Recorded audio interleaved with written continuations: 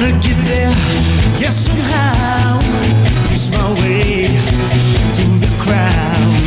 I'm gonna grab you by the hand to a place we will stand. Stand proud, no fear. It's clear, I believe in you.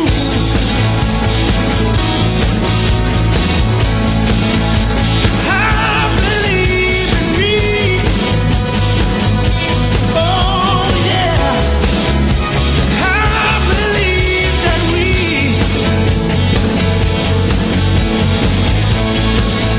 can make this dream a reality. Yeah, yeah. Now's the time to be. Now's the time for miracles. Oh, it's in my heart so deep. 'Cause I believe. Ah, yes. Good morning, Baltimore. I believe in you. I believe in me. And I believe that we can make our dreams become a reality. Welcome to Patrick Henderson's Meet the People on WOLB 1010 Baltimore. Welcome. We're excited about being here today as we are. Excited about waking up this morning clothed in our right minds and coming out on this day. And we're thankful that we're viewing and not being viewed, as I heard an elderly gentleman say. We are thankful, and we're thankful that you're joining us here. Welcome, my co-host, Wayne Orman Ra. What it do, family?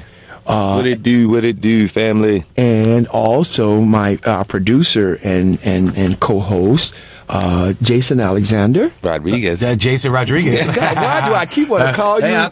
I'm adopted, I guess, with the family. But good morning, Baltimore. Good morning, family. I know. Why do I want to? I keep on doing that. I think you're as provocative as he was in Seinfeld, so that's why I maybe keep calling you that. So that's not my first time doing that. But Jason Rodriguez, we're happy to have you, and we have some special guests here today. So we're going to have a great show. Looking forward to your commentary. 410-481-1010. 410-481-1010. Patrick Henderson's Meet the People at your service. Well, there's just been an incredible week, not only nationally. You all's president has been doing some unbelievable things, but, you know, they say all politics is local. So we're going to operate from that premise right now. But for some reason, it's not only local, because the president is doing some things or proposing some things that are going to affect the people of Baltimore and the nation, especially African American and brown people, in ways that are going to be quite devastating. And so we want to talk about that. We also want to give you some local news that we feel is worthy of your interest. Robberies raise concern in Southeast District. This is on the front page of the Baltimore Sun yesterday. It says Jane Cryer was walking home after a night out with friends in Upper Fells Point in May, when a man in a red bandana pointed a gun at her face and demanded her purse. She said, "I didn't have a second to think, scream, or anything," said Cry. "I just handed him my pocketbook and off he went." Such confrontations have become more common in Baltimore's Southeast District, a diverse corner of the city that includes the historic Fells Point, Canton, and Butchers Hills neighborhoods. As street robberies have increased citywide, the Southeast District is suffering a greater share. One of 9 police districts in the city, it has 19.9% of the city's 2,073 street robberies through July 22nd, according to city data. That's up from 17% through that date last year, with 12.4% during the same period in 2015. By comparison, the Central District, which includes downtown Baltimore, accounted for 10.8% of the city's street robberies through July 22nd. The Western District, traditionally Listen to that word. Traditionally, the Western District, traditionally high crime area, has accounted for only about 5%. Well, do Jesus. Do Jesus. I mean, are they kidding me? When was the last time you heard about robberies and mayhem in Fells Point? We don't hear it. And we are fourth. It's 20%. 19.9 is just 20%. And if you divide that by 4, what you get? 5, right? What is going on? What is going on, Wayne? Well, me personally, I see it as trickle-down economics. You know what I'm saying? I hate to laugh, but why are you saying that? Are the robbers getting smarter, going where the money is? I mean, hey, man, if you don't see it in your community, you're going to go where it's at. And that's in retrospect to anything that you need. You see what I'm saying? If we don't see good food being sold in our markets, where we go? We drive across town to another market. If it was a drug addict standing on the corner and they ain't got that good smack right there, what they going to do? They're going to walk around the corner and see if the brothers around the corner got that smack. You see what I'm saying? Yeah. So we're saying the same thing in retrospect to this situation. These young brothers are sitting around in these blocks and these streets, and they are starving. They are hurting. So they're going to where the money is. You know what I mean? And we've seen the same situation arise in our community with people from another culture. We see the folks from the white community, you know what I mean, coming into our neighborhoods, breaking in homes, breaking into businesses. You know what I mean? Because they're not going to be able to get away with it, or they're not going to try it where they are. Up in the county where everything is wrapped in cameras and, you know what I mean, all kinds of technological surveillance systems. But they coming into our community. Now you got these young brothers, you know what I mean, who know the game. So now they're going down there in the harbor, sitting in the bushes. You see what I'm saying? Waiting for these folks to be walking by, coming out of these bars down Fells Point, down and around the harbor, drunk, tipsy, you know what I mean? Walking, you know, all lump-sided, you know, and then they're going to catch you slipping. Well, they're contending that one of the big problems for those people in that area is because they're mostly row homes, and people have to walk long distances. Even if they park, they can't park near their houses, so they've got a few blocks. Sometimes they got to walk to get there, which makes them vulnerable. But the police believe robbery was a motive last month when a local bartender was shot to death on Boston Street in Canton. Sebastian Dvorak, a 27-year-old who worked at several Raleigh's Oyster locations, was walking home in the 2600 block of Boston Street early June 13 when he was shot in the head. On the night that Cry was robbed, her neighbor, Mark Adams, was walking to his home when he was greeted with what he described as a familiar sight. He saw 3 men in hoodies turn the corner on the 300 block of South Chester Street, less than a minute from his house. Adams, the victim of 2 robberies and a burglary in the past decade, said he had no doubt about what was coming next. One of the men pulled out a gun and held it to Adams' face. The others took his cell phone and his wallet, which contained his driver's license and a debit card and $700 in gift cards. The robbery was over quickly as it began. He said he doesn't know whether the city police have apprehended the men who robbed him. Adams, a former bail bondsman who has lived in southeast Baltimore for 27 years, said his neighborhood is under siege. Welcome to the club, buddy. And the street robberies have forced him to contemplate moving elsewhere. Everyone asked me, why are you still here, Adams said. And I like it here, but there comes a point where you have to evaluate your safety. Amen. Amen. Patrick? I'm sorry. Hi, Leo. How you doing? I'm pretty good. How are you, man? What do you think of Praise this? God, from whom all blessings flow. I think that the desperate economic conditions of poverty play a part. I'm not suggesting that people who were convicted and found guilty of street robberies or any kind of robbery shouldn't be sent to jail. Yes, they should. However, we don't seem as a city to be able to address fast enough the needs of people who are disenfranchised and victimized by a lack of an even playing field in this society and resources. I mean, we keep talking about apprenticeship, job training programs, and they're not up and running to the extent they have to be for people who, let's say, have an 8th or 9th grade. The median income in Fells Point is $77,000, $77,433, nearly double the citywide. He's watched the neighborhood evolve in the past decade from a predominantly blue-collar area to one filled with young white-collar workers. Got money. Yeah, he believes this new affluence attracts criminals. Other areas of relative affluence in the district include Canton, Patterson Park, and Highlandtown. People leave intoxicated and impaired and not paying attention to their surroundings, and which makes the area more susceptible to crime, this guy says Jackson. Officials and the residents say the scarcity of parking in the area is another problem. I mentioned that already. Leo, you said some valuable things, but there's nothing really new about what you're saying. What is new about what this article is the fact that they have 4 times the crime rate in Fells Point, and you never see it on the news. I believe that is the story. So again, they are profiling and making it look like the worst crime is happening in our communities when it obviously is not, according to the data. That is the hot button issue that I wanted to bring to the fore for the people to discuss. We need to pay attention to how they constantly paint us as being this completely out of control. Well, I'm not saying that Fells Point is out of control.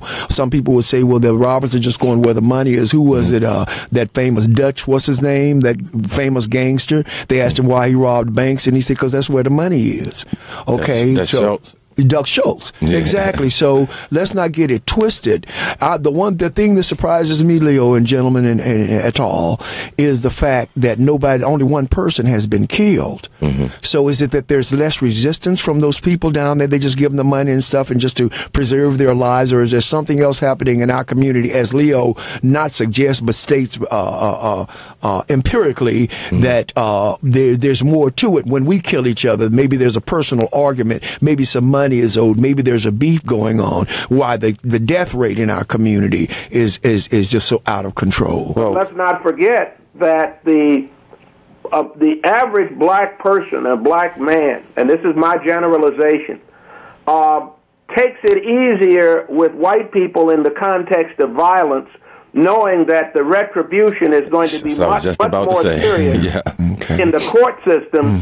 If he gets caught, if he gets busted, he's going to get 2 or 3 times the sentence, the penalty that he would get if he assaulted or attacked a black person, if he, vis-a-vis white. So the institutional racism thing, you can't leave that out of the equation. No, you can't. And you can't leave out the group self-hatred business either, because we've learned to bank me for $2, but the white man across the street who's got $2 million, sometimes we were reluctant at times to do anything, and when we do it, we're not going to hurt him if we can avoid it, because we know if we get caught, some of us, what the consequences are. So it's not an even playing field, even with the administration of justice and the psyche of criminals.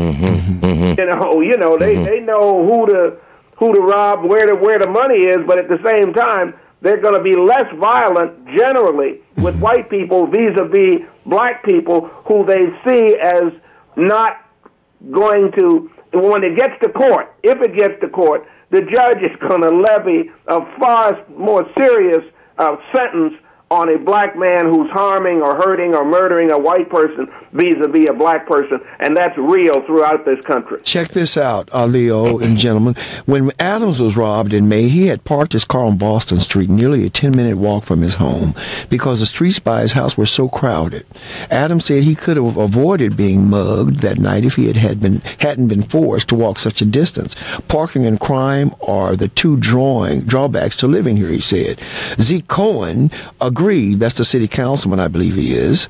Yeah, he represents. He said the real problem is the lack of high quality public transit that forces people to drive cars. We have, in my opinion, a poor system of public transportation here in Baltimore, and we need to do better. Cohen said if more people use the system, he said it would open up more parking spaces. I mean, that's just. No, but you said something there, and he said it not being safe. Or not being, he's in the position where he's walking from a 10-minute walk or something from his house to his car, you know what I mean, or to his car to, you know, to the bars down in the harbor, whatever have you. My thing is that y'all chose to live there. You knew it wasn't no parking when you got there. You know what I'm saying? It didn't just all of a sudden, it just wasn't no parking.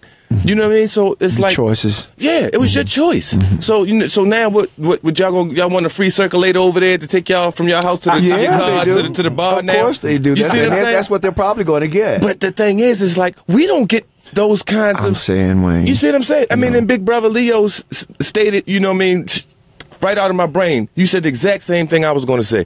It's the fact that we are the most unprotected group of people. Uncared for, yes. Defenseless. You see what I'm saying? So whenever you go to harm another black person, you're not thinking about the repercussions of the law. I mean, even when it is something as simple as a argument in Popeye's chicken. You see what I'm saying? If it was an argument between a black and a white folks, you know, it's not going to stimulate to the point of y'all now physically fighting in Popeyes. I seen it fight in Popeyes in Mondawmin Mall 3 times in the past 5 years. You see what I'm saying? And Wayne, they don't want to widen those historic streets. No. The character of their neighborhood is such, they want to keep the history alive and bricks on the ground and same bricks that George Washington and his mother rode over. And they don't want to change the confluence of that area. The quaint, and consequently, you can't widen the streets, you can't build a high-rise parking garage in that area, the residential, because they oppose that. So it is what it is. They get what they got, and I'm not saying I want anybody to be victimized. Don't get that in mind. You know, I'm not saying that. Crime is crime, and you have to punish the offenders. Absolutely. But the reality is that, you know, you're in an area, and you have the resources that we don't have, and you're making certain that black people don't have the same resources in the black communities that white people have in the white community. And that's why you get the trickle down economics. Or anywhere else. Education and everything else in our community. But that's why you get the trickle down economics is what I'm calling it. You know what I mean? If they can't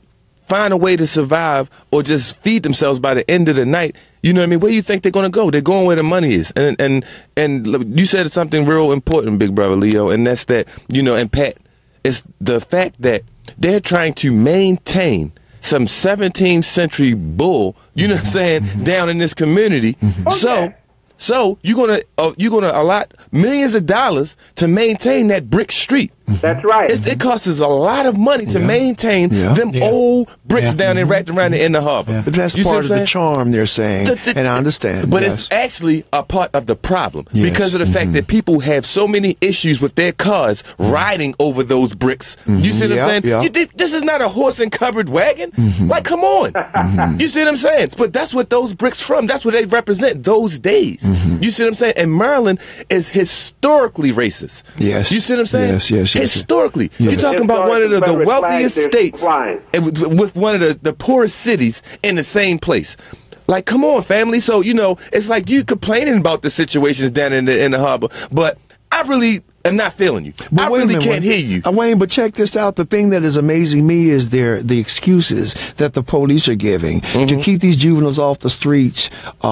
Maryland needs to lower the threshold for pretrial detention, a form of locked custody for youth who are deemed likely to reoffend or to fail to show up for court, Jackson said. Police also need to identify what's driving and all of these pontificators and officials and pundits were given all of the time, and the people became irate at the disrespect they were given. There was a young man that was arrested that was on the front page of every newspaper probably around the country, and today he is our guest, Zachary Murray. How are you, Zachary? I'm doing all right. Welcome to the show, big brother. Welcome to the show. I wanted to bring you in. I'm going to get to you, but I wanted to bring you in because he's a brilliant young man, and we're excited about him having him here. I was teasing him coming in, and I said, well, now you got some blood on the tracks. And he said, yeah, but, you know, I don't want to put blood on track, but I think we're all going to have to put it in some way or the other. Blood does not always mean physical blood. It's our mentality. It's our purpose. It's also blood that is on the tracks. And we must remember that. Some of us are going to pay sacrifices to fight for what we need to do, but everybody's going to pay. It's not going to come for free. What did Frederick Douglass say about power? Sees nothing without a demand. Without demand. And then my preacher used to tell me, once you give it away, it's hard to get it back. Yes, sir. And that's who Baltimore is. That's who the state of Maryland is, supposedly a blue state. But you can't get any redder than the legislature here in Maryland is. And we're going to get into that. But Richard? Yeah. You know, I thank you for calling. I read I'm reading everything you're sending me, and we're going to do a major show with you. There's something going on. I believe it's tomorrow. I'm going to find out a little bit more about it from Larry Young, where they're trying to pull everybody together. They're talking about a sort of a community sort of policing thing, which is what we're working on.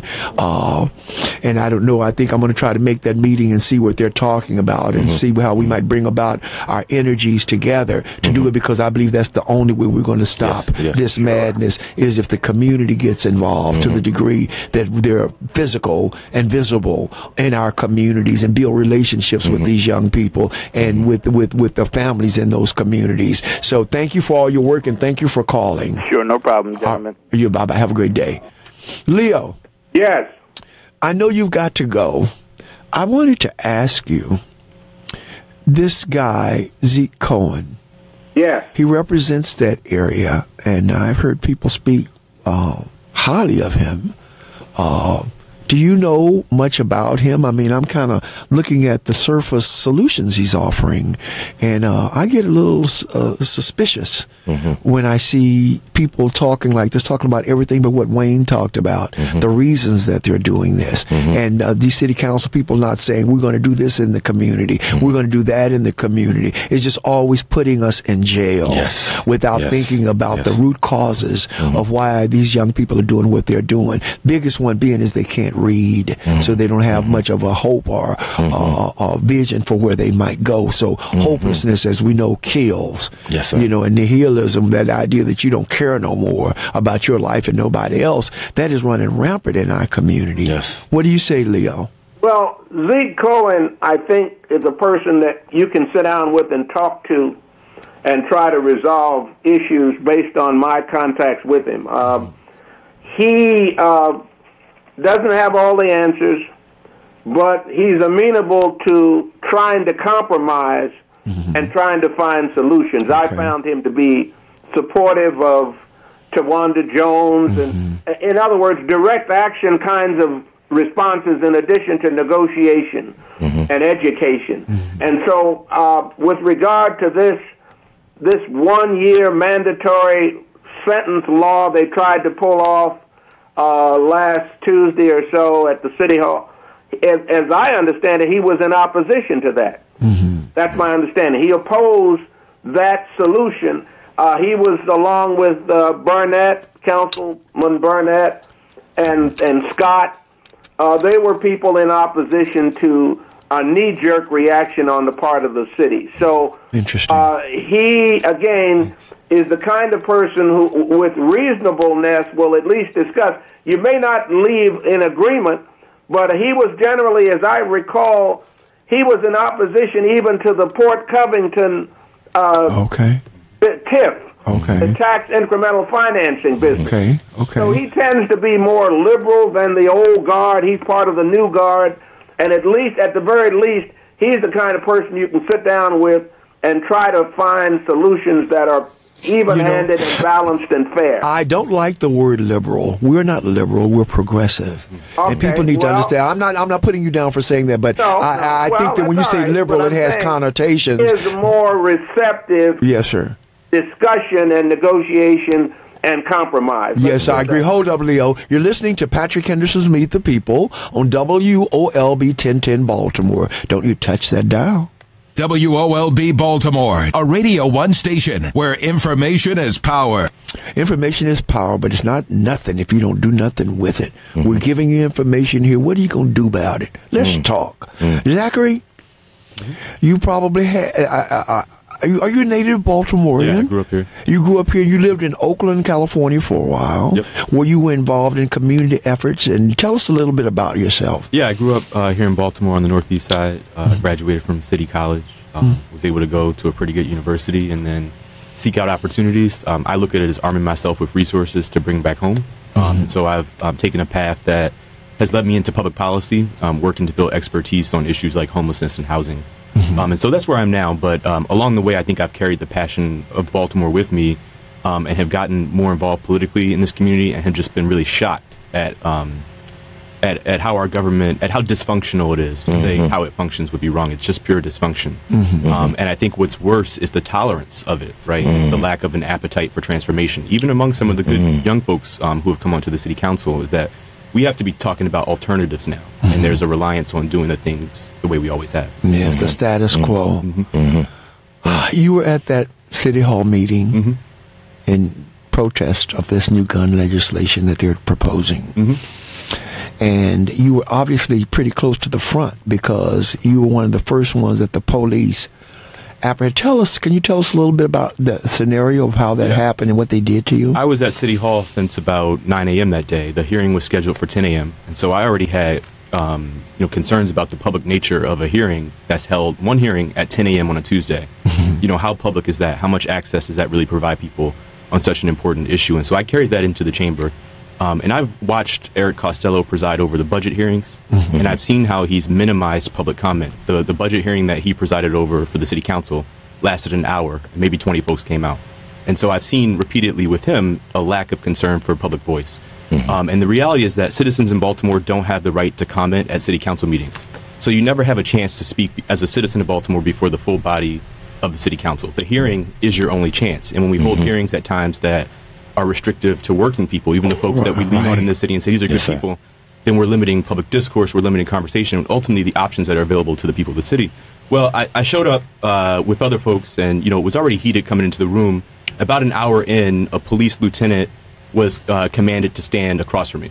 So a police lieutenant stood over me for about an hour in the hearing. 30 minutes later, and I actually looked back on the hearing video and saw the order being made. A police officer, an African-American police officer, was ordered to stand directly behind me. And so at this point, I got up and stood for about 10 minutes just to gather myself, right? I have an officer standing literally behind me. I have a picture of it, and one standing directly across me. And so I'm feeling already harassed, intimidated, and minimized in this space. And meanwhile, there's people from all corners of the chamber getting upset because the citizens who came out, took their time off from work or whatever, are forced to sit through 2.5 hours of filibuster, right? Of political leaders like Kurt Anderson and Joan Carter Conway coming in to offer their endorsement and being given unlimited speaking time to do so. Meanwhile, this is a public hearing, and we had to wait from 10 a.m. to 12:30, even just for the public portion to be announced. And the police commissioner was allowed to immediately leave before any public comment was offered. And so, the question is, what type of scrutiny are the people being able to give? And as soon as public comment is announced, the chairperson, Costello, calls up 3 university officials, the president of Morgan State, the president of University of Maryland System, and a surgeon from Hopkins. And they're automatically allowed to speak. And the audience went, wow, because folks have been waiting there for 2.5 hours. We signed up on your sign-up sheet, and it's clear that you're amending the sign-up sheet to allow your stakeholders and the folks you're in regular conversation with to come. And so it just went, pretty nuts from all corners of the chamber, I think. And I was singled out. And Costello ordered that someone in a gray sweatshirt be removed. He called a recess and ordered the police to remove someone in a gray sweatshirt. Mind you, I'm wearing a blue polka dot shirt. So I'm already like, well, who are you talking about? But the police, the one behind me and the lieutenant across from me, come directly onto me. And for my safety, I get up and move to the center of the chamber to attempt to appeal the decision, right? Why am I being removed when there are people who are being far more disruptive? Literally, Chairman Costello carried on conversation with an activist that he referred to colloquially on the record, right? This happened before and after I was removed, but they singled me out and had me removed. And the police, they took about 3 or 4 of them, dragged me out, Were you resisting? No, in no way. In no way. I was demanding my right to offer public comment, which is what I showed up to do. I was demanding that the rules be enforced, not arbitrarily, which they were. And in that, I was pretty much dragged out of City Hall. And the entire process was ridiculous. They sent 20 cop cars a police helicopter. This operation had to have cost the city of Baltimore at least $25,000. There were cops who were putting in overtime in this situation. But this is the type of issue that we have in the city, is that they don't want people to participate, right? Because I'm a remedial case in terms of decarceration, right? It wouldn't be too hard to keep me out of jail. But if we can't keep someone like me out of jail, what are we doing for 90% of the folks in the city, right? Exactly. We're criminalizing them. You said when they handcuffed you, and you thought it was just excessive force? It was absolutely excessive force. I mean, the way that they dragged me out, you know what I mean? And folks in the chamber, citizens in the chamber, I think, stood up about that and were upset. And a number of people went on to say that this was one of the most, people who experienced homicide said that moment brought them back to where they were in that time when they lost their loved one, right? That should never happen at City Hall, right? And I think with we're taking out a young black man from the conversation. And when I read the headlines here in Baltimore, it's all people who look like me who are being killed. And that's not to diminish anyone else's loss. I mean, even the man from Canton, I think, was 27 years old. Yeah, he was. Yes, he was. Same age as me. And so to remove me from the public conversation, right, I never now get a chance to offer public comment because the hearings are over. There's one hearing on this. It now moves into city council. And again, the public in Baltimore can't offer comment at city council. In Philadelphia, there's a public comment period at the opening of every city council meeting. In the entire state of California, for every government agency, state, local, county, the public can comment on every agenda item as per the Brown Act, which is state law. But in Baltimore, for some reason, we're telling people, go to a hearing at 10 o'clock, 10 a.m., 1 p.m., or even if it's at 5 a.m. If there's no standard time for us to show up and give voice, how are we moving things forward? And that's why things remain the same. There is, this guy Costello, Leo. Yeah. You've had some run-ins with this man Costello. Can you give us your disposition on your opinion about him? He is the city council. I'm in the 11th city council district. Eric Costello, therefore, is the city councilman from this district. He has been a strong advocate for Port Covington, for TIFs, for rich people. He is a clone, in my opinion, of the Greater Baltimore Committee, the Baltimore Development Corporation.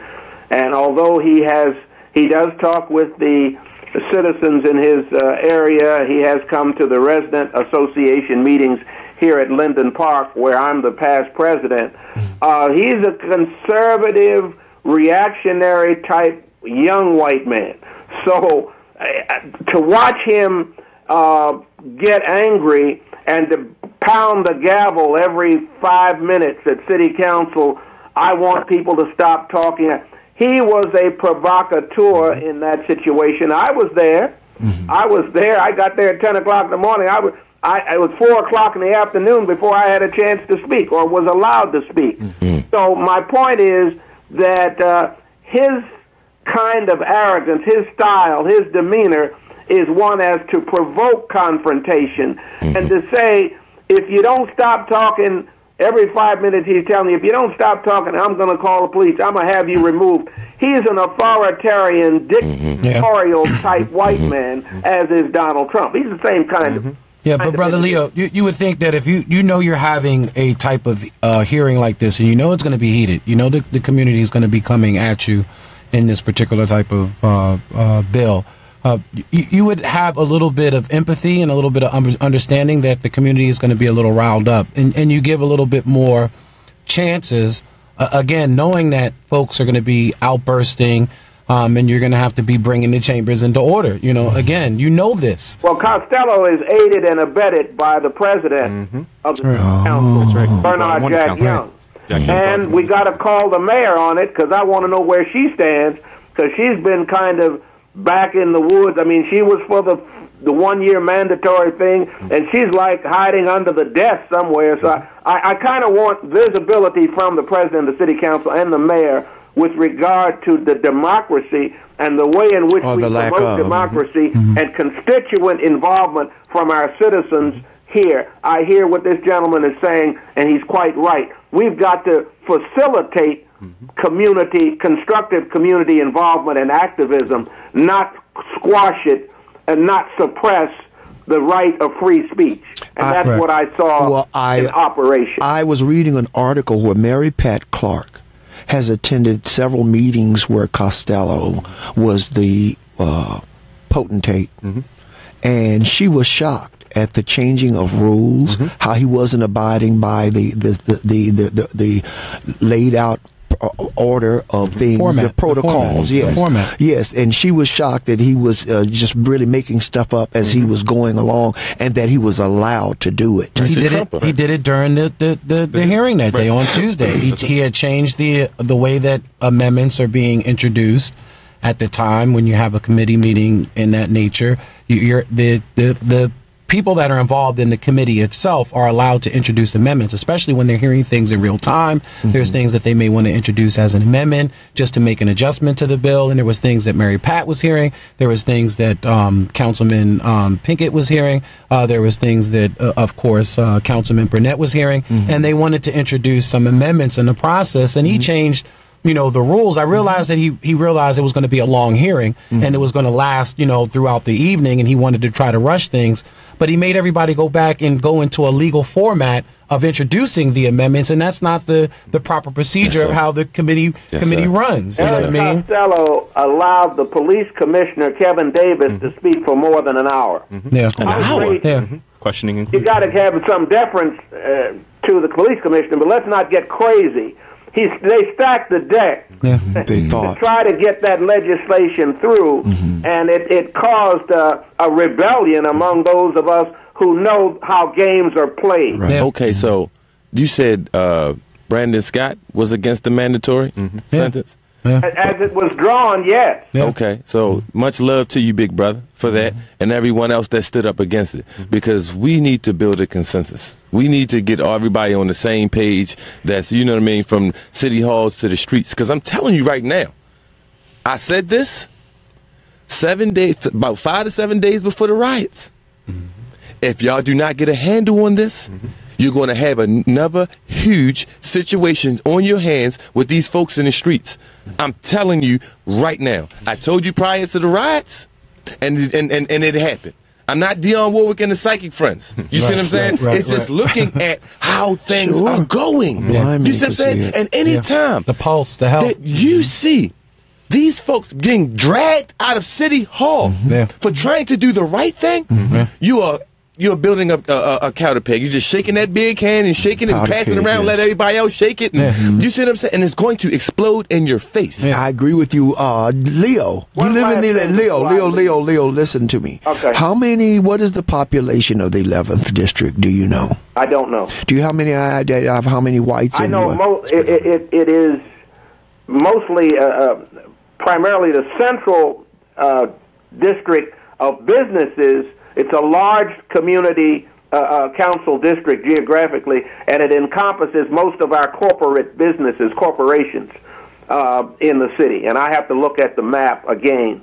But big business is central here, and there are black communities, but we're talking about the center piece of the city in terms of the corporate structure. So you're talking about why he's so supported. So by the you're basically talking about Micah, the Baltimore Symphony Orchestra. This is what you're talking about, right? That when you is say right. business. All right, but we don't know what the ratio of black people are. It's low, and I would say that it's one of the numerous examples of gerrymandering in our city, right, is that it includes parts of historic West Baltimore and really takes that apart so that the 7th District and the 11th District are divided in a way that means that community has inconsistent political representation. And Costello actually happens to represent one, I think, of 2 or maybe 3 of the majority white districts in the city. Despite the fact that blacks make up the majority of the districts, we're not proportionally represented on council at this point. Because of gerrymandering. And the other thing about Costello is that at a minimum, he should be sanctioned. That's what yes. Not only does he preside over the Judiciary Committee, but he also is the chairman of the Budget Committee. So this guy has responsibility for 2 committees and has proven time after time, through the Port Covington hearings to now, that he has no regard for the public. So why are we giving him oversight and the right to manage the hearings process? And I think he should also, you folks haven't talked about this, but I've seen it numerous times at this point that his behavior towards Mary Pat Clark is sexist. You know what I mean? And it should be called out as such. She's a valuable member of our community. You know what I mean? Yes. She's been on city council for a long time. And her experience. And as an elder in this community doesn't deserve the level of disrespect that I've witnessed time and time again. And she even had to question the formality. I saw her, reaching back several times to Councilman Pickett and to several of the other administrators in City Council, and just really questioned the formality, like he was out of order. I mean, and how could any of y'all sit down there and allow that to keep happening? I mean, if we talk about Wayne. black city council members and how they not black and how they not this and how they not doing this and that. But the thing is that it's going to take us to jump in their behinds for them to stay on task, because as long as we've been black in this city, we see these articles keep raining out of the Baltimore Sun, the Baltimore Brew, B-More News, just the historical racism, the historical sexism. Yeah, exactly. What I would like to know, and I'm going to open up the lines, 410-481-1010. Bottom line is, when there's a problem, doesn't the rot start at the top? The president of the city council is allowing this man to come in there and dominate and make up his rules. What do you attribute that to, Zach? Why does not the president, Jack Young, take a more dominant stance and controlling this city council person? Because Jack Young, it's not just control about the city council person, it's control of the city council. And for years, he's been asleep at the wheel. He's not offering solutions on every single crisis, be it the situation in 2015 with Freddie Gray, be it the water bill scandal, be it any type of evidence of corruption at the city council hearing or the meeting. This should never happen again. Well, with effective council oversight, these things don't happen. You can prevent these types of things from happening, and that's leadership. And I want to add that with regard to Jack Young, that he has been a strong proponent of tax incremental financing from EBDI on over. In Inner Harbor East and all the other. So although he will come to the meetings of community organizations and neighborhood associations, he will also take the monies, run with the monies he's given for his campaign, I believe, and do the bidding of the rich white establishment here. And I want to conclude, because I've got to leave you guys now, that when I factor in what you said, Wayne, regard to respect for black people, and I got to look at the August 12th African American Festival in Druid Hill Park, the fact we had 3 days at one point, now we have 1 day. And actually, why it was is two that? festivals. Is that just Bernard it was two Jack festivals. Young, We have to remember the mayor that. of City Council, or the fact that we are dismissed and disregarded on every level in spite of the intelligentsia of leadership allegedly that exists among black people in this city who are legislators and lawyers and others who've allowed us to be marginalized and kicked to the curb. Have a great day. Thank you, Leo. Brother Leo, we've actually, though, been kind of bamboozled because, again, I keep telling folks these were two events. AFRAM and the Stole Soul Picnic were two separate events. Right. So they combined the event first, and then now they've just taken it away to the point where it's nothing of an event. Because there's not even representing and fighting for us. There's not even a headliner. It was this local town, not even a headliner. So where's the investment? Remember when it used to be at Drew Hill Park? It was a then they put us under the bridge down down in the harbor. It was 3 days. Now it's one. Family, y'all gonna look up and it's going to be history. I think part of the problem is Have a great day. the last Thanks, Leo. Using the festival as an opportunity to give a handout to one of her friends. You know what I mean? And the contract went there, and now I think it's secretly been a budget cut, right? You got to save money somewhere, cut out the festival. Interesting. Sekou, welcome to Patrick Henderson's Meet the People. You have a question or comment, sir? I have a comment. Go ahead. Good afternoon. What's going on, bro? Yeah, I was out of town working when that meeting took place down at City Hall, but I heard a lot about it. And especially listening to the conversation that you all have been having. Man, it's time for mass street protests because they think we're a bunch of cowards. Yes, sir. Yes, sir. Because, even Reverend King could organize folk to go out in the street. And they could not be ignored because there were so many of them. See, the problem in this city with the activists and the organizers, don't have no army. You got to get them young folks together and give them a righteous reason to raise hell, to go downtown and raise hell. And this is one of them. I heard somebody say they were dragged out of City Hall. Yeah, Zach was. Young man. It was on the front page of every newspaper in the country. Listen, you better see this government that we have for what it is and always has been. Complacent, privileged class Negroes protecting their best interests. Yes, sir. They have a vested interest in the status quo. Yes, sir. They will routinely take one step forward and two steps back to maintain their legitimacy. But they ain't number a bunch of house Negroes. Y'all better help them figure it out. Have a nice day. Thanks. Yes, sir. We gotta help figure it out. But real quick before you go to the next caller, just to respond to what he was saying about the youth stepping up. Big brother, they are. They're trying. What we need is that those organizations of folks who've been around 20, 30 years sitting around pontificating and debating to be a part of that. You see what I'm saying? Because of the fact that, you know, when y'all don't support them, then they just look like kids. You see what I'm saying? But when we come together, it's a family. You see what I'm saying? We're in the streets and we move and we mobilize together. You know what I mean? Shout out to Ceasefire. Yes. We're going to talk about that before we leave. Fred, welcome to Patrick Henderson's Meet the People. You have a question or comment? No, as always, man, we always try to turn this ship around, ain't we? Yes, sir. Yeah, we are, Fred. We don't get it turned. We're going to get it turned. Yes, sir. It's just a matter of how do we get it turned. We got to figure out a way to change this mindset that we have. Yes, I agree. I mean, we allow these people to just throw us bones.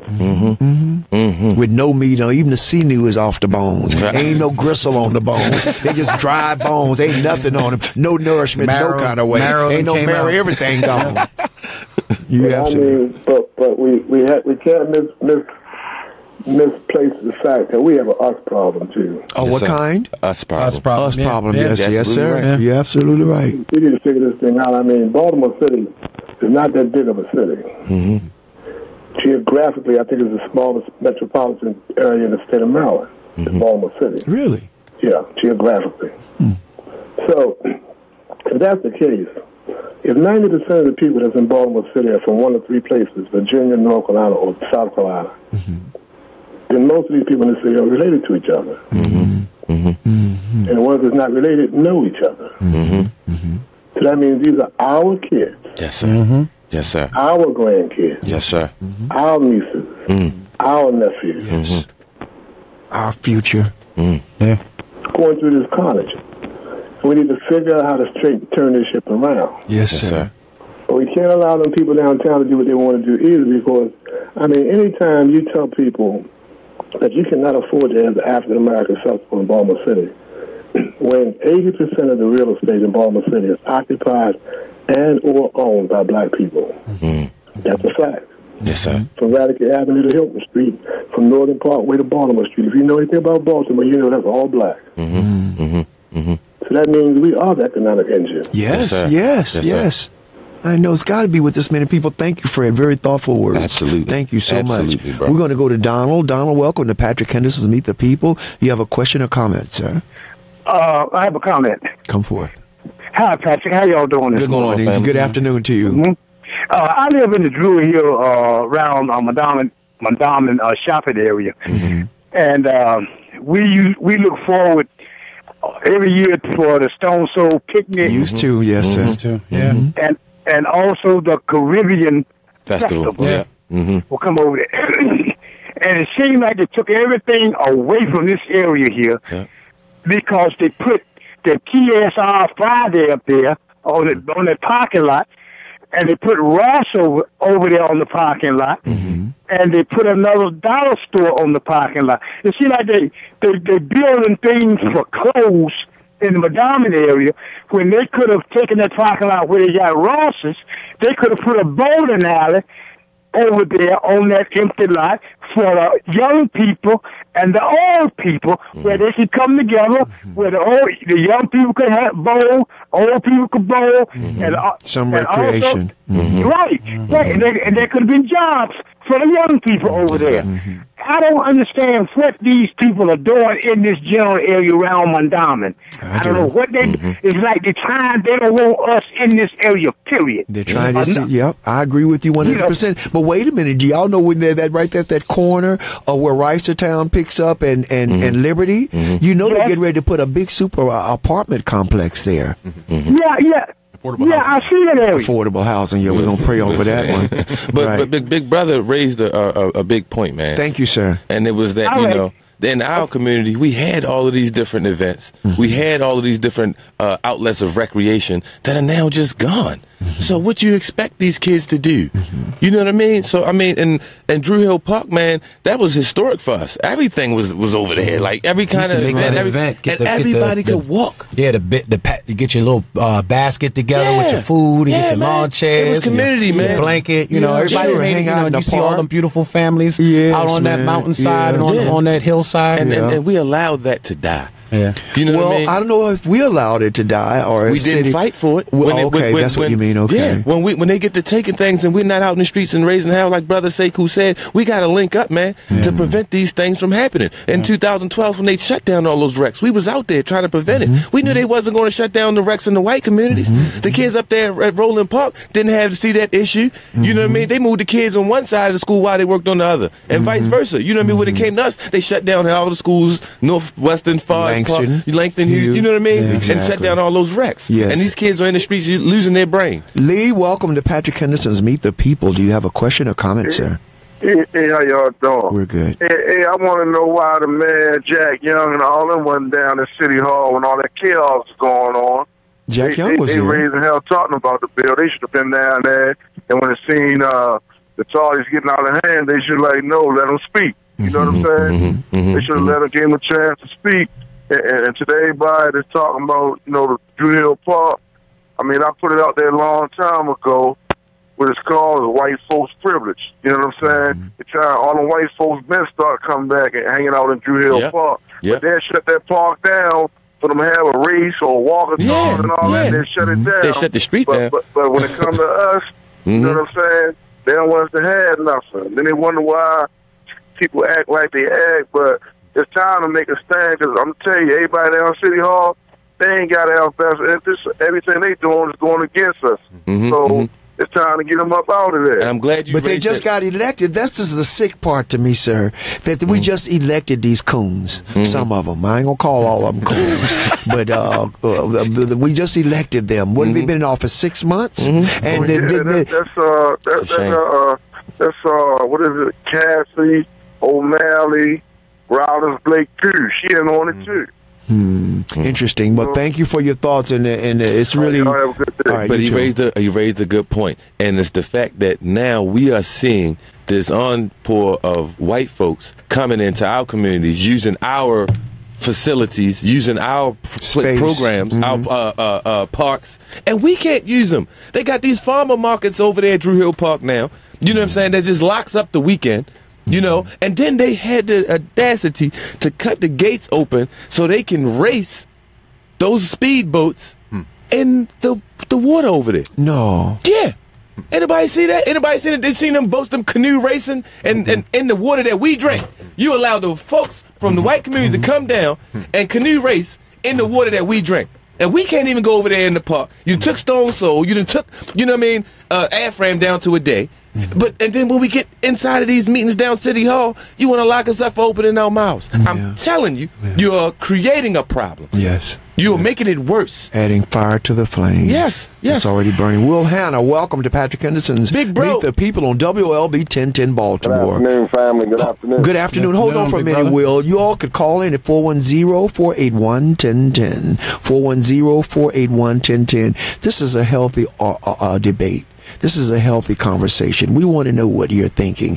And please, if you got some solutions, we would appreciate those. Yes. But we don't want to just be the show where they just call in and people just complain all the time. But because we know what the sickness is, we know what the malaise is. And for me right now, the main culprit has to be Jack Young, because he obviously is not executing and having control as president of the city council. Anything. How many times he is sustained? Well, Brother Will. Go ahead, Will. Come with it. Here's what I'm gonna say. Now we go and we listen and we hear all of these conversationalists. That's what I call them, conversationalists. And whether they're elected officials, whether they're quasi or pseudo community leaders, or all of those people, what we continue to say month after month and year after year, and I've been back here since 2008. I've been hearing the same thing. We got to come together. We hear the same thing every month, every week, on the radio, in the meetings, all that. We got to come together. At some point, you got to do it. You know what I'm saying? At some point, it can't become conversation. It's got to be where we just saying, you know what? We got to have a plan of execution. We know what the problems are. We don't have to call and discuss the problems no more. Yes, sir. We know what all the problems are. What we need is a plan of execution. And it's not and the problems that we have most of the times in our community, it's not a political problem. It is an issue that we need to resolve on the street.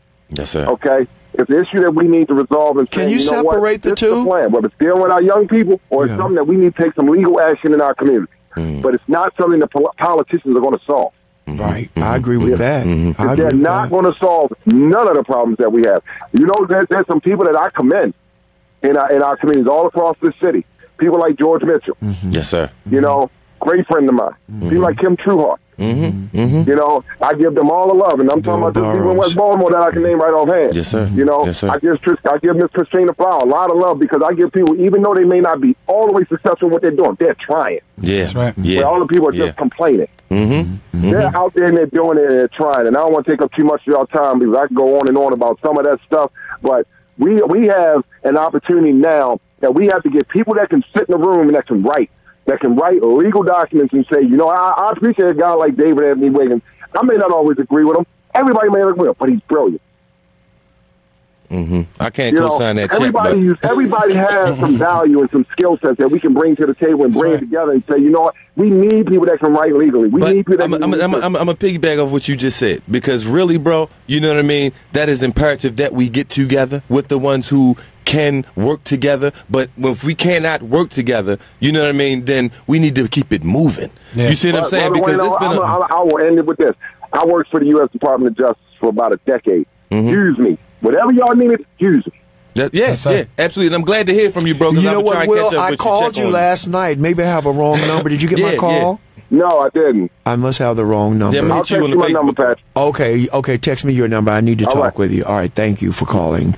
Elaine, welcome to Patrick Henderson's Meet the People. Before you speak, Elaine, hold on, sweetheart. 410-481-1010. 410-481-1010. Come on, Baltimore. Talk to us this morning. We need to talk. And we said, y'all getting tired and weird. We talk about the same thing because the same problems, but there is a way around this. But unification is going to be the only way we're going to make anything happen. We have to come together. Elaine, welcome. You have a question or comment?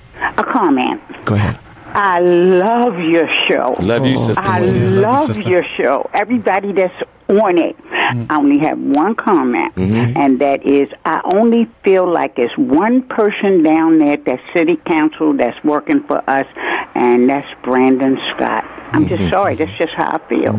He's been showing good signs. He always seemed like he stand up for his people. Thank you. Thank you, Elaine. Thank you for being supportive. We appreciate it. Yeah, absolutely. And that's why I had to question Brother Leo. Said, did you say Brandon Scott? Because, you know, he had a hard rep. We gave him, and I tried my best to give him help. You know what I'm saying? The past few years, because we was kind of on the wrong side. Well, he was on some issues. He was on the wrong side. Yeah. I mean, and really, it's not all the time. Is it personal? Never. I'm not ever trying to make nobody call names and all that crap like a lot of these guys do. I ain't with none of that. I just want you to see it from the other side, so that way we can meet in the middle. Now, Big Brother Will said something very important, and it's getting with the folks who have the education and the history. But we need those folks to get with us. Leave your judgment and your religion and your politics at home if you coming out here to save black lives. You see what I'm saying? Because we get out here and then we want to, pontificate with each other, and the sisters need to sit down and the brothers need to stand and all this other bull crap that ain't got nothing to do with nothing. Dividing us. And you know what I mean? And that's what just really has hurt us in the past few years. It wasn't about, the organizations and your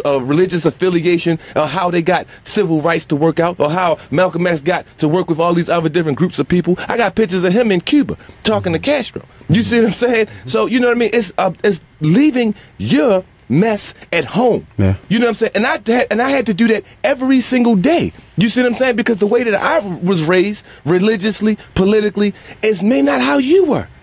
So for me to judge you according to what I believe is just foolishness. Waste of time. And when we should be worried about how these children are going to eat, how these mothers are going to protect themselves, and you know what I mean, how these seniors are going to get around without being fearful. And you know what I'm saying? So when you get these brothers that get up and have a political agenda and a religious agenda, that's what hurts us. Because we start attacking each other rather than dealing with the issues at hand. And if you attack me, what you think I'm going to do? Of course. I ain't the turn the other cheek generation. You see what I'm saying? I'm the let's meet up and let's work it out generation. These guys, you know what I'm saying, get on the air and talk all of this slick crap, you know what I mean, which has been hurting us. Because all of the stuff that we've done the past few years to unify these folks. You see what I'm saying? That one time that you say that, this black women need to sit down and let a black man stand up. The one time that you say something about the gay community, the one time that you say something about these young black men, you see what I'm saying? It hurts us.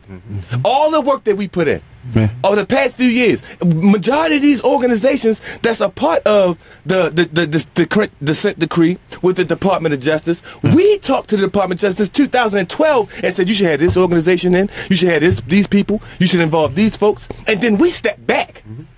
You see what I'm saying? A lot of us have the information, we have the knowledge, but we don't want to step back so that the next folks can step up. I think that's a good point. You see what I'm saying? That is what's hurting us. Everybody want to be Dr. King. Everybody want to be Malcolm X. But what about the people who made the signs? What about the people who helped to organize? What about the sisters that helped to get the food and the brothers that helped us get the food together? How about the sisters that bring our babies into the world? Yes. I mean, but you know what? I'm a firm believer. My mother taught me at a very young age. She said, baby, she said, you don't have to be nasty to them, but there's something called a long-handled spoon. And you use you high and goodbye. And you keep on going. They are non-secateurs. In other words, they do not figure into the equation. They have proved that they are not either qualified or sociably. What do you do when you socialize your children to teach them how to be around other people? They don't have good social skills, and it's nothing personal against anybody. But we just don't have time for it, and I really don't like that we even address it because, like I said, they're unimportant. But when you said something a few minutes ago, you were talking about housing, and you were talking about how what is going on, and I'm so glad that you're here, Zach, because you have a lot of experience. This is also in the Baltimore Sun yesterday. Rally opposes federal housing budget proposals. Advocates say that more than 6,000 Maryland families could lose their rent subsidies. Some 100 supporters of affordable housing gathered Saturday as a part of a national week of action designed to drum up opposition to President Donald Trump's proposed cuts to the federal budget.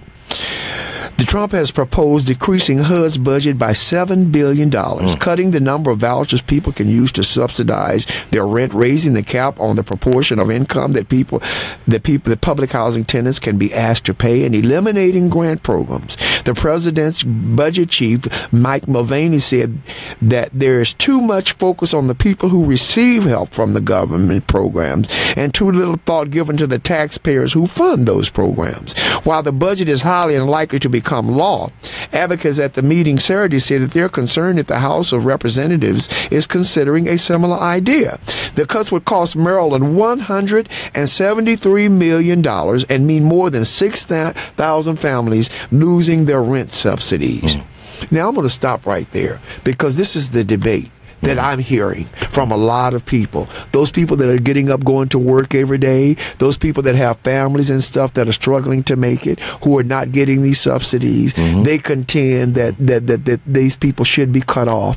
And I want y'all to go, I've got a few more minutes, I got 20 minutes here, and I want to hear what you all have to say about this. 410-481-1010. Do you believe these vouchers should be taken away? Do you believe, and has your experience been, that people are abusing these vouchers and they're living on free on the public? I don't think they're living free to the degree that the money that we're spending on military, but at the same time, I know at the same time, this is what it is, and they will always use us as the scapegoat. As scapegoats.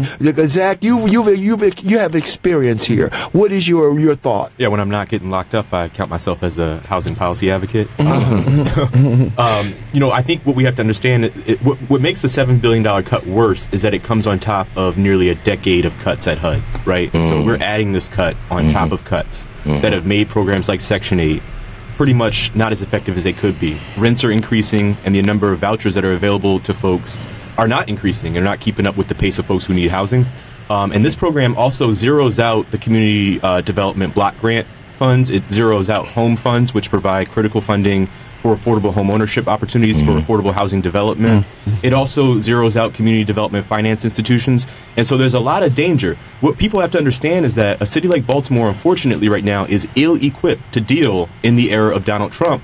Because we haven't gotten rid of our own local Trump-like policies. We don't have a substantive, substantial source of affordable housing funding at the local level. We passed, as voters, an affordable housing trust fund in the last election, but the city council has only given it, the mayor has only put something like $3 million into it. How much was the fund? Do you remember? The fund was passed without any funding source, right? And so the city council only did half of its work, right? We have to find a funding source, and that fund probably needs to be somewhere between $10 to $20 million a year. Now, there is a promising campaign of folks here in the community. The Baltimore Housing Roundtable is promoting the 2020 campaign, which would provide $40 million for housing rehabilitation, for demolition, and for jobs for people to work in redeveloping our housing.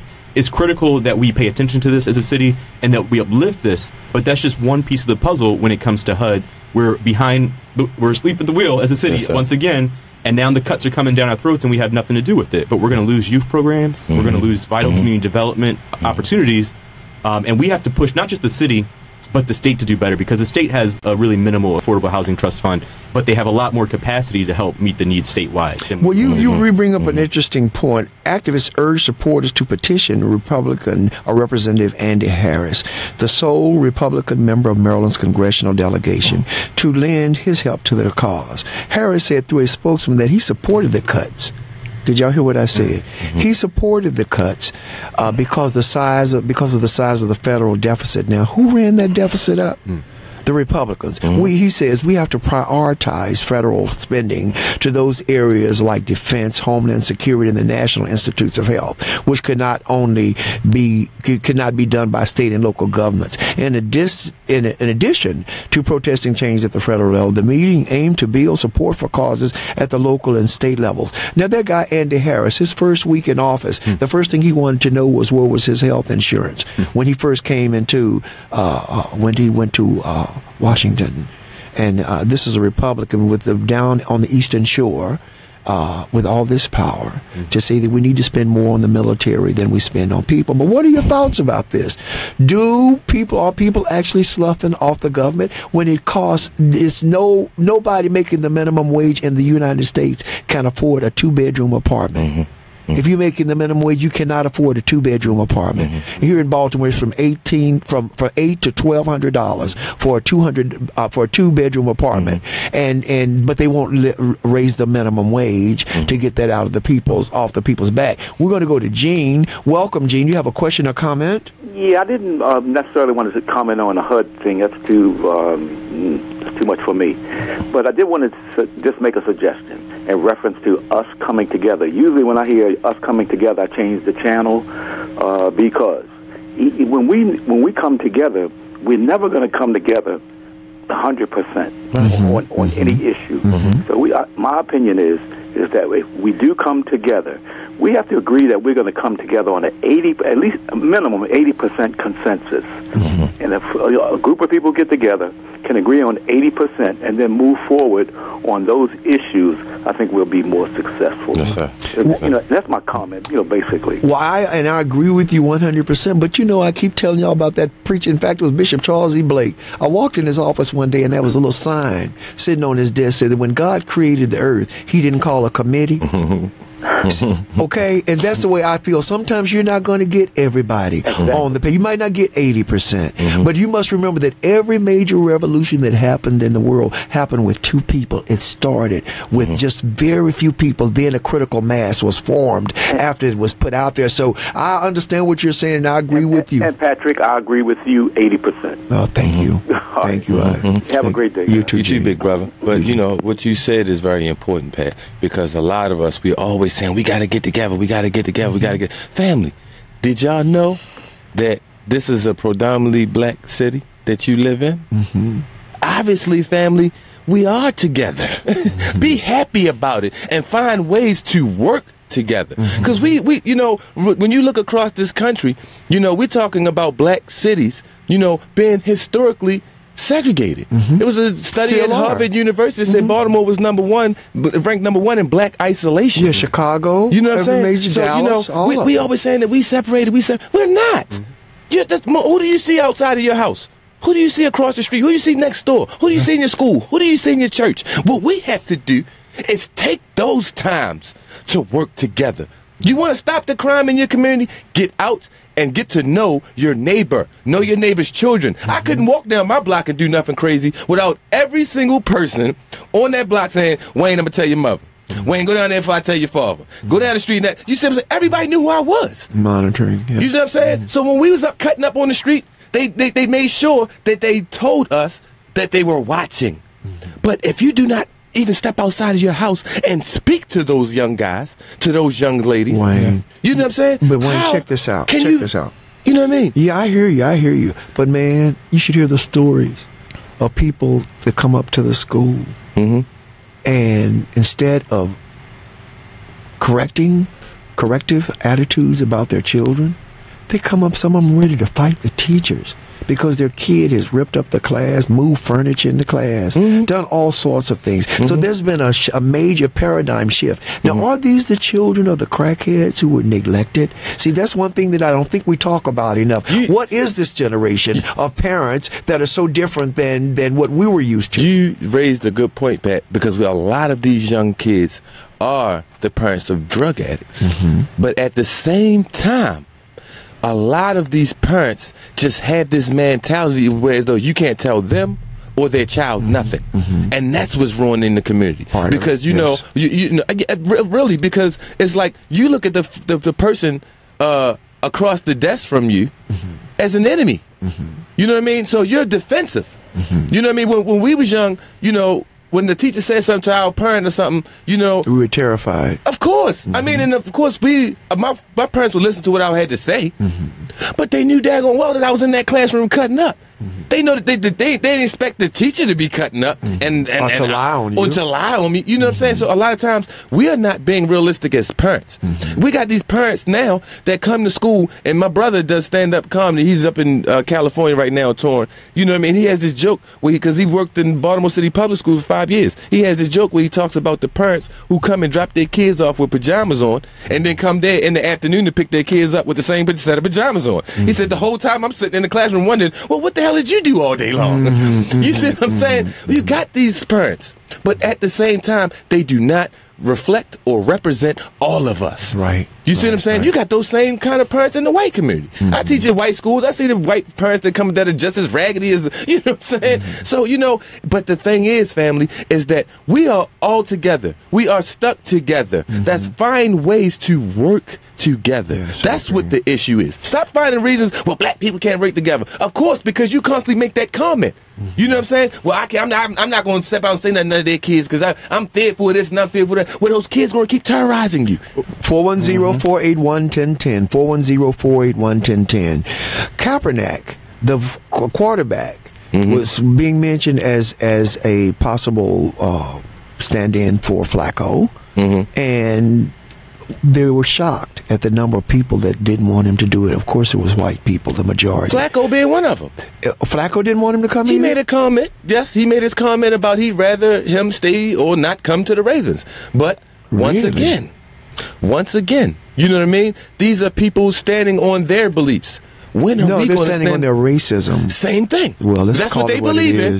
Yeah, you call it like you said. Call it like it is. But you know what I mean. But the thing is that when are we going to stand on ours? What about the brothers that's going to stand up and support Eric? Hello? Eric, welcome. Hey, yes, doing, man? We're good. What's going on, family?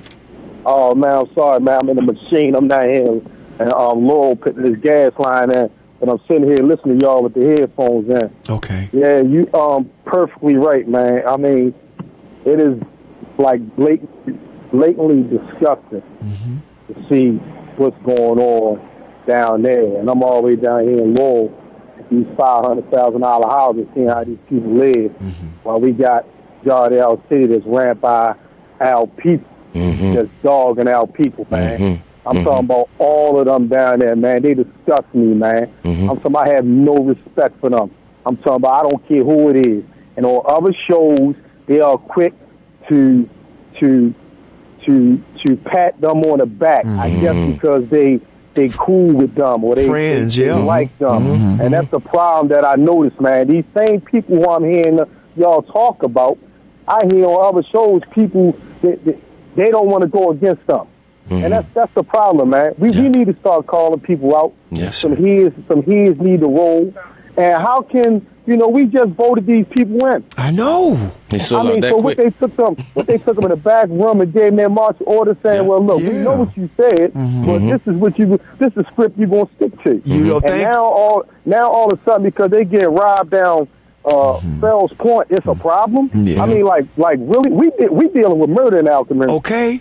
Thank you, man. I'm sorry that y'all waited till the last minute to call. Must have said somewhere the Chip Judson. You have a question or comment? Hello? Yes, you're on there. What's up, fam? Yeah, this is Judson. How are you? How you doing, big bro? All right, how you doing, Pastor Henderson? We good. Thank you for and asking. then you got Leo Burrows there. Leo's gone. Keep going. Yes, sir. All right. Well, what I'm saying to you is that our social club is the second oldest social club in the United States. Yes, it is. Yes, it is. We just had the NAACP convention here in Baltimore. We did not get a single person, a convention there, people coming in the city to come to our social club. I monitored this the whole time that the convention here. I have my DJ and whatnot that ask anybody out of town or anybody. Okay. All right. Listen, Judson, we're not on that subject today, but did you guys have a shuttle down there? No, we didn't have. One of the things happened, misfortunately, was our president was out of the country, and our chairman of the trustee board got sick 4 days before the convention, and he had made a lot of plans and things, and that didn't happen. That he didn't get. He just only got out of hospital a couple days ago. All right, we're sorry to hear that. We got to keep on going here. Aretha, I believe it's Aretha. Hello, yes, how are you? Well, welcome to Patrick Henderson's Meet the People. You have a question or comment? I have a comment. I just want to touch quickly on the subject of the generational curses. The gentleman was speaking about, school and how some of the parents, drop off their kids in pajamas and the parents come to the schools and, they want to act out worse than what the kids are. That's a part of generational curses.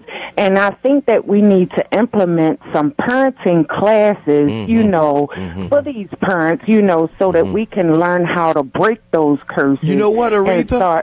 I agree with you 100%, but I understand that if when you go to get a public assistance for when you're pregnant, they make you take classes. Yeah, they do. And I agree with you, but they're already making them take classes. And I got to tell you what my opinion is about curses. A curse stops when you stop doing it.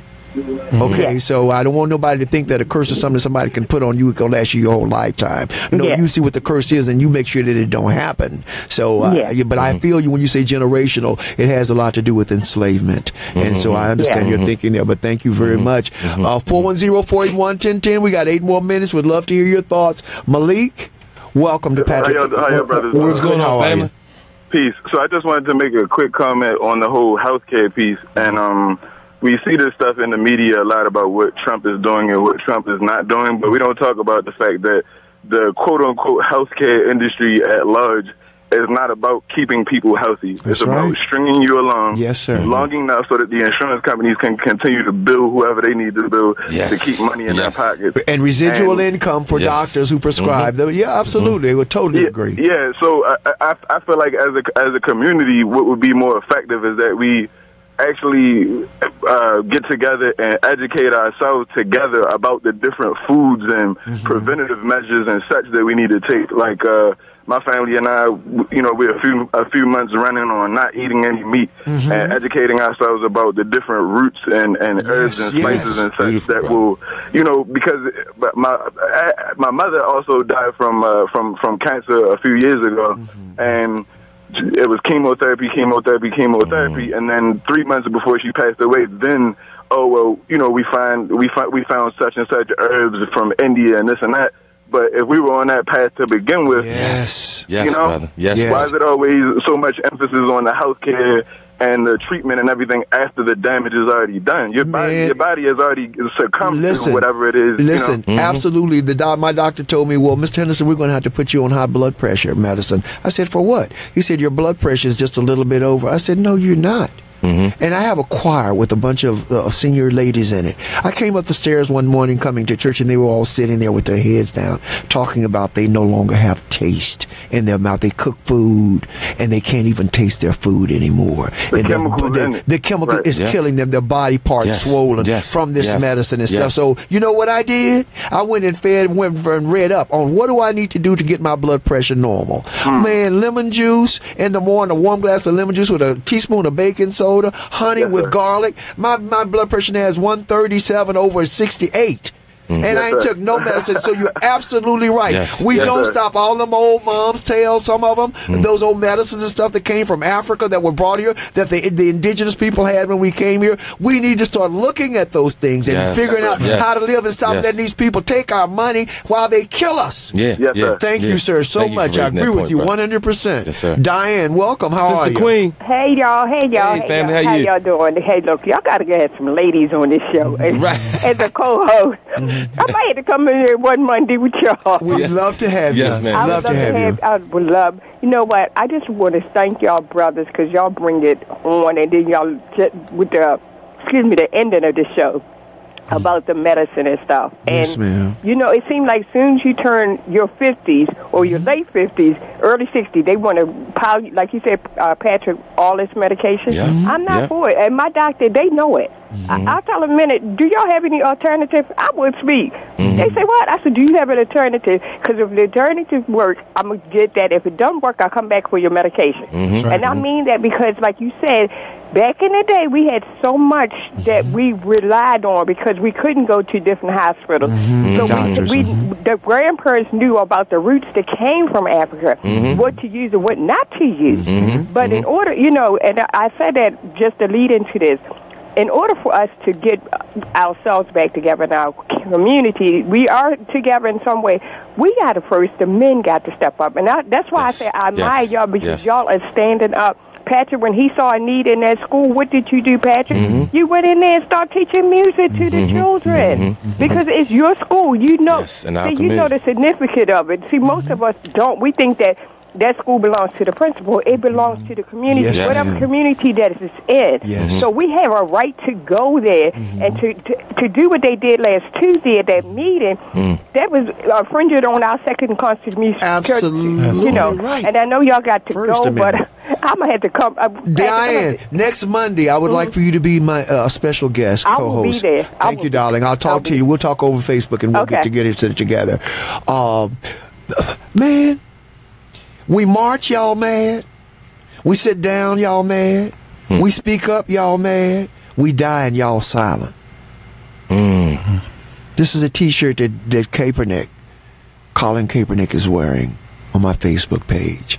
Everything he said. We march, y'all mad. We sit down, y'all mad. We speak up, y'all mad. And when we die, y'all silent.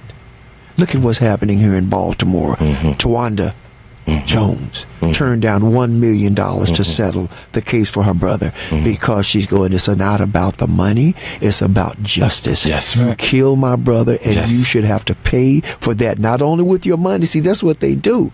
They come and they take our money, they kill us, and then they pay us as though we're supposed to be pacified from losing that life, that family member, and then they don't have no money for schools because they're paying all this money out for lawsuits for police that we pay to protect us for brutalizing. This is insanity. Yes, it is. This is insanity, Zach. What are we going to do, buddy? I mean, we got to stand together. We got to get in these policy discussions. We got to demand change, and I think participate in politics, not just at the vote. In between time, we have a state election coming up, and soon after that, we'll have a local election coming up. It's not just the presidency that matters. It's your district, it's your precinct, Democratic Party in your area. It needs to be changed. Get involved in your schools, family. Churches, come outside of those on your buildings. blocks. You know what I mean? This summer's a perfect time to do it. Go down to Goodwill. Books are a nickel a piece. Go down there and get a bunch of books and bring the kids over on the porch and go get some Country Time lemonade. Cost $5 for one of them big old barrels. You can feed 40, 50 kids. Give them some cold lemonade and sit there and talk about it and see how they're reading. Discuss the books with them. Start opening their critical minds, y'all. We can't expect nobody to do what we won't do for ourselves.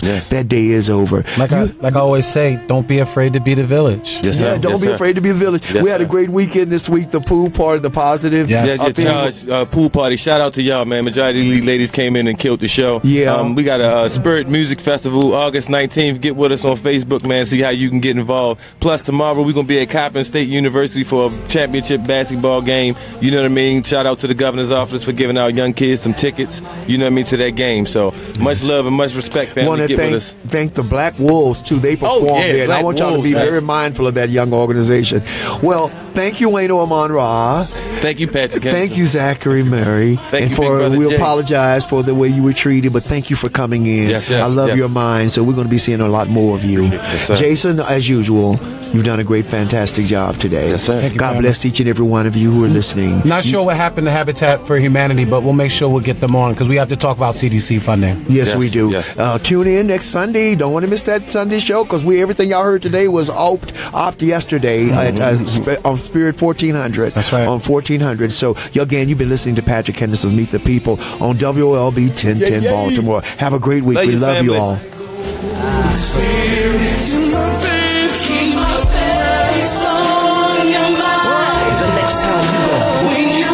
WOLB Baltimore, a Radio 1 station where information is power. Are you close to losing your home to foreclosure? Do you not even open up the mail anymore because of constant threats to garnish your wages or take away your home? Don't get more and more frustrated with the system. Use it to your advantage. Often you can find bank